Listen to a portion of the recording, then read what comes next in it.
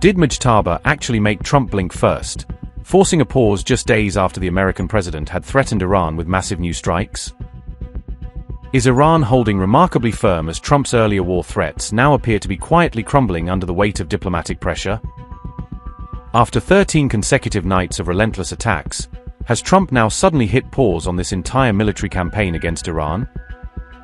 Did Mojtaba's continued nuclear defiance genuinely shake Trump's entire war plan, forcing Washington to reconsider its next move? According to Ynet, Israel had fully expected a major US attack on Iran to begin overnight between June 24 and June 25.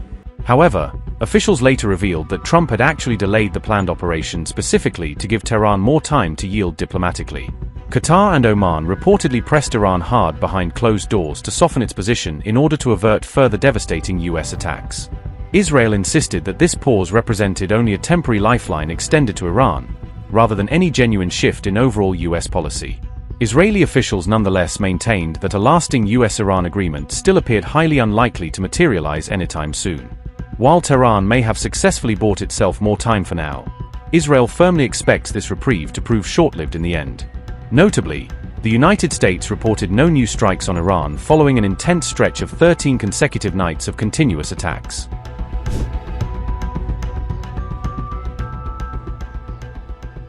On July 23, Trump revealed that he was seriously considering launching a massive new military attack directly against Iran. Trump told Channel 12 that this planned operation could end up being significantly bigger in scale than the earlier Epic Fury campaign. The American president was careful to clarify that no final decision had yet been made regarding whether this new attack would actually proceed. Channel 12 also reported that US officials confirmed no new military orders had actually been issued at this stage despite Trump's public remarks. Trump said, and I quote, "I am considering a massive attack. Bigger than anything that has happened before. I am close to making a decision. We are fully prepared for it. They still haven't suffered enough pain." Unquote. Trump added that Israel would reportedly join this operation within 2 minutes if Washington simply requested its participation. However, the president also warned that Israel itself could face serious consequences should it choose to join a new campaign against Iran. Trump further explained that while Iran wants negotiations, it remains unwilling or unready to actually reach a final agreement at this point. Notably, Channel 12 reported that Iran had already rejected the most recent mediation proposal put forward by regional mediators.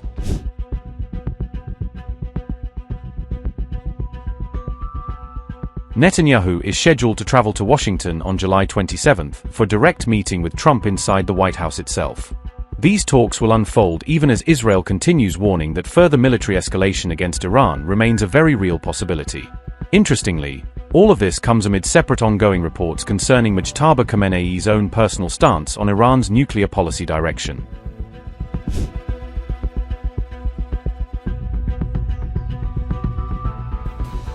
Mojtaba Khamenei is reportedly far more willing than his father to pursue a nuclear weapon, strengthening hardliners inside the regime. The assessment comes from US intelligence agencies and was highlighted in a New York Times report on Iran's post-Khamenei leadership. This marks a major shift in Washington's view of Iran's leadership following Ali Khamenei's death. New York Times reported, and I quote, "While Mojtaba Khamenei has not publicly called for Iran to build a nuclear weapon, US intelligence agencies believe he is more receptive than his father to developing one." Ali Khamenei had publicly maintained that nuclear weapons were forbidden under his religious fatwa. US officials cautioned that much of the intelligence predates the war and that Mojtaba Khamenei, who was reportedly injured during the conflict, has kept a low profile since taking power. Officials also said Iran has not resumed nuclear enrichment despite moving some equipment to the heavily fortified underground facility known as Pickaxe Mountain. Unquote.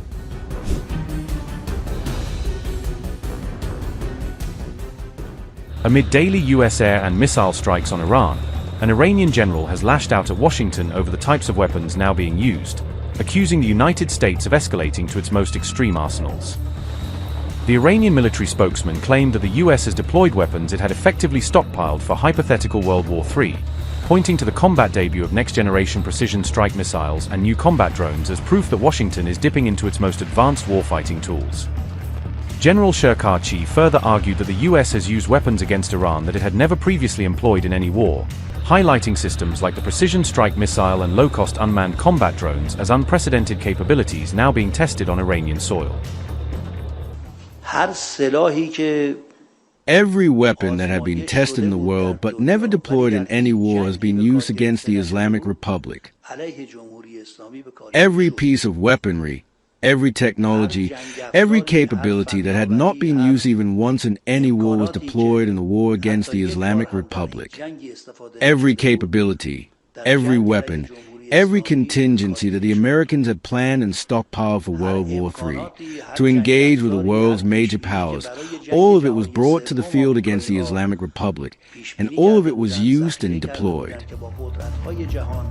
America's weapon stockpiles have been depleting rapidly over the course of the Iran war, thinning out key missiles and bombs that Washington had hoped to reserve for other major threats. Thousands of US munitions have been burned through, including long-range missiles, as the Pentagon sustains an almost nightly tempo of strikes against Iranian targets and air defenses. The Iranian general's remarks about World War III weapons came just a day before the US completed its 13th consecutive night of strikes, underscoring how relentless the campaign has become.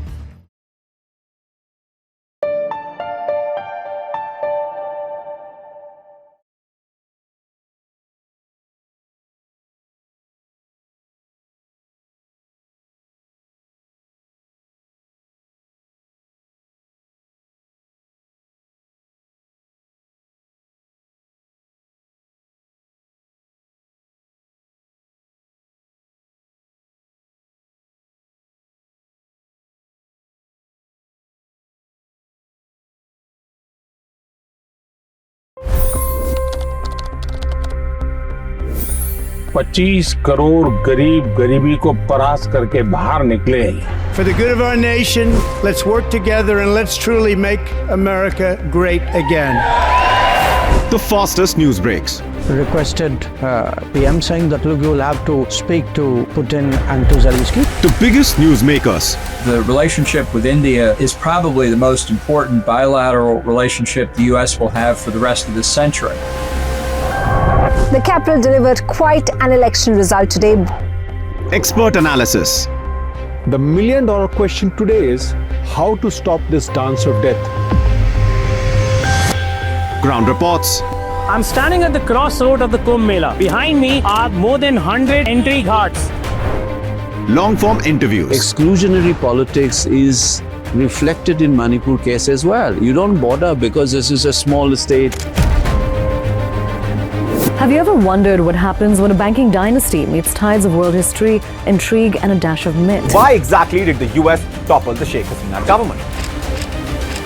HT videos. We don't just break news, we break it down.